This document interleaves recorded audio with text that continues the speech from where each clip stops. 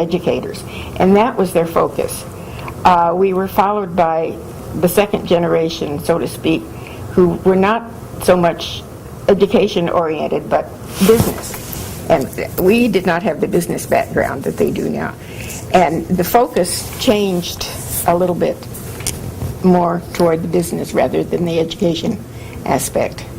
Maybe that's when it stopped being as much fun. That's true, because there's so much on the... It's more cutthroat. There's so much on the eBay, which is one of the big competitors now, which didn't used to be there. Some of the publishers are selling direct now instead of through the retailers. The manufacturers are not nearly as supportive of the dealer as they used to be, because their financial picture has been affected by... Well, back in those days, you had a franchise, and there was an area. This is no longer true. It's national, and things like Best Buy is into it now, and Walmart, and you name it.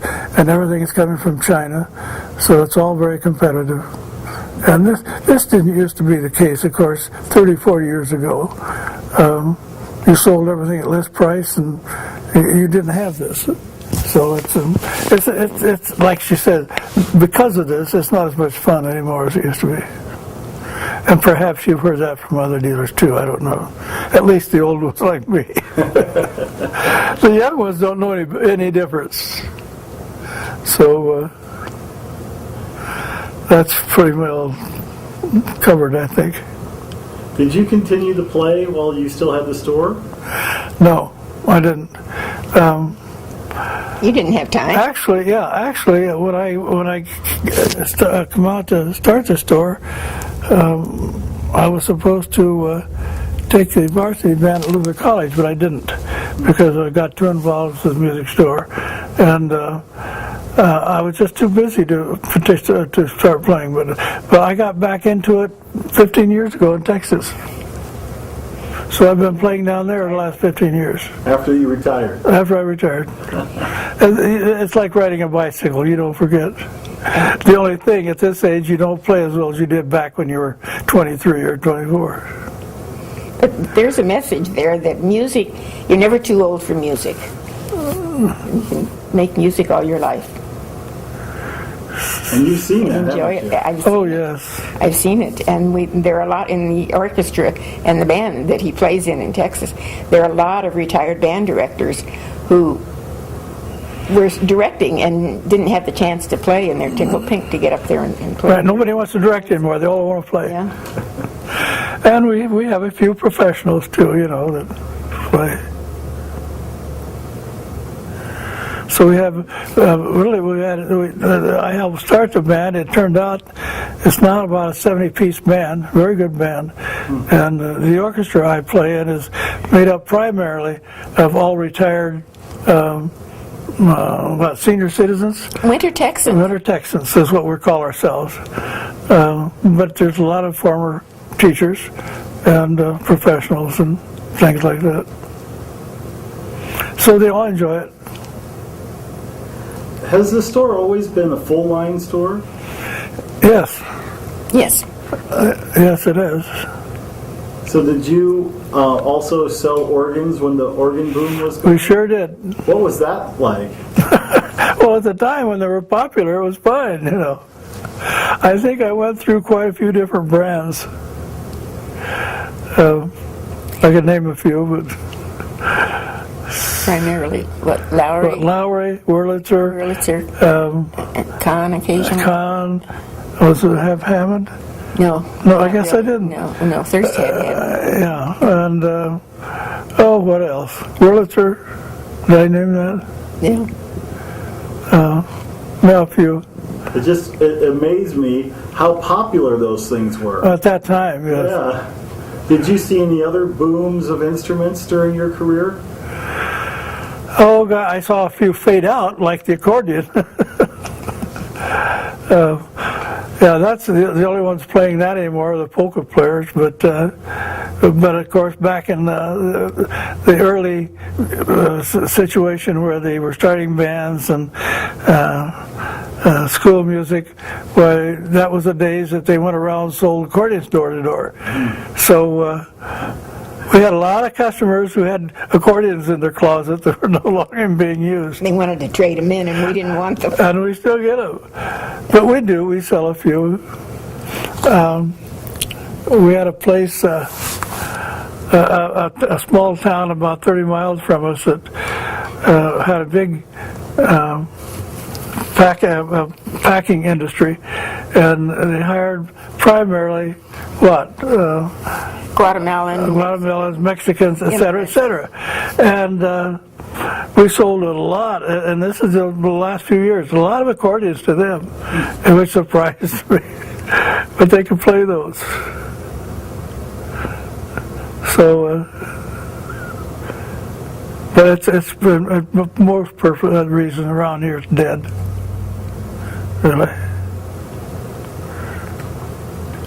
But Iowa is a wonderful state for school music. Always has been. Always has been, and it's still very strong. And that's what's kept us in business. That's what's kept us, and I hope it continues that way. Yes. What about the sheet music department? Was that something that you started at the beginning as well? No. They sold. They sold our predecessor sold sheet music, but not to the extent that we do. No, he carried some just for local business, but we're shipping now pretty much all over, and we do one thing which I haven't heard anybody else doing. We do book fairs to colleges, and with This Is Music, we find out what they use for their classes, and vocal music and instrumental. We load up the truck, and they know we're coming, and we find out what they're using, and so we spend a day taking the music to them. So we cover quite a few colleges this way. Well, that's a result of our close association with Luther College. That Luther has more music students in this little town of Decorah than the University of Iowa, music majors in the University of Iowa, and we stock music to fill their needs, particularly vocal music. And the graduates go out and get jobs in California, New Mexico, whatever, and they remember that they got their music at Kephart's, and they'll call back and we'll send them music because they know we have it in stock, and that. We hope they come back. So it kind of spreads like that. We do a lot of mail order business now. So with the sheet music, still we're very active with it. Of course, we call on the schools, so you're talking band music as well. But we have got a competition of that, of course, with like everything else. What sort of competition did you have when you first started? We weren't pushing or very heavy in sheet music at that time, because of my instrumental background and having been a band director, this is what we pushed.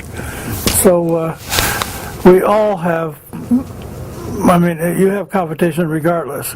And there were, 2-3 other stores calling on the same schools we were, but it's strictly, back in the days when we first started, you sold everything at list price, and the person that gave the best service usually got the business.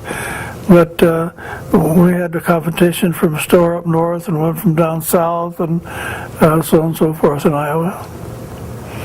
So we bumped heads all the time, but back in those days it was fun because you were friends, but you tried to outdo the other guy.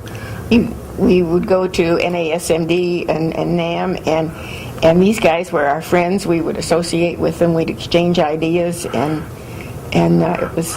But you don't have that contact anymore. Well, we do. We do with some, yes. With a few. We still have a lot of friends in the industry. Well, I know that for a very long time you guys were very good friends with Pearl and his wife, and I wish that you'd tell me a little bit about him. Oh my. Nobody in the world like Pearl and Eleanor. Eleanor was the hostess with the mostest, and Pearl was... she threw wonderful parties. Really? But we started out